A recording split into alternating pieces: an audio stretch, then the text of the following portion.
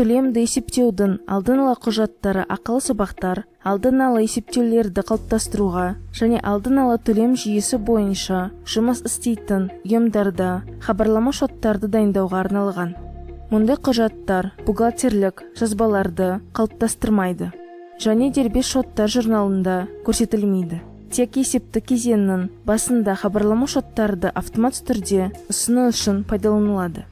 Құжатты жасау үшін контингентті есепке алу бөліміне өтіп, құжаттар қойындысын ашып, төлемді есептеудің алдын ала құжаттары ақылы сабақтар тармағын таңдау қажет.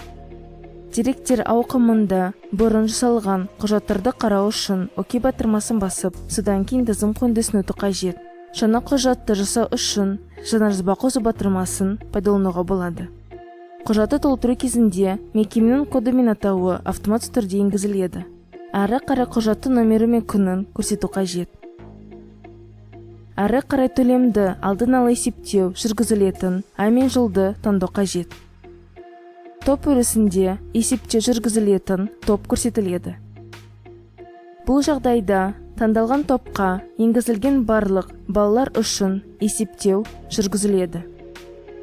Қызмет өрісін толтырған кезде есептеу тек көрсетілген қызмет бойынша жүргізіледі.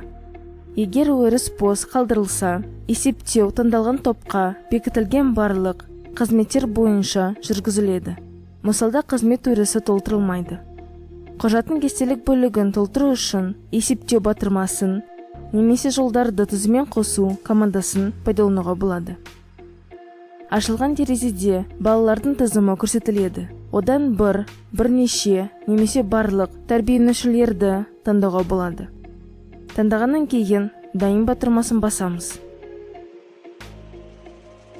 Жүйе таңдалған әрбір бала үшін қызметтер бойынша алдын ала төлем есептеуін автомат түрде қалыптастырып, негізгі мәліметтерді, соның ішінде баланың кодын, дербес шотын, аты-жөнін, қызмет атауын және басқа да деректерді толтырады.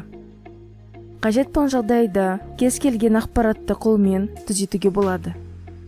Құжатты толтыру аяқтағаннан кейін орындаушы өрісінде есептеуді рәсімдеген қызметкердің тәбілдік номерін көрсету қажет.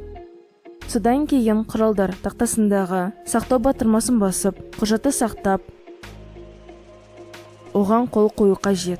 Егер қол қою батырмасы сары түспен белгіленсе, бұл құжатқа әлі қол қоймағанын және оның кейінгі есептік операцияларда қатыспайтынын білдіреді. Құжатқа қол қойылғаннан кейін ақылы сабақтар бойынша алдын ала хабарлама шоттарды қалыптастыруға кірісуге болады. Ол үшін құжаттың мәтіндік мәзірін ашып, алдын ала хабарлама шоттарды ақылы сабақтарды қалыптастыруға дайындау командасын таңдау қажет.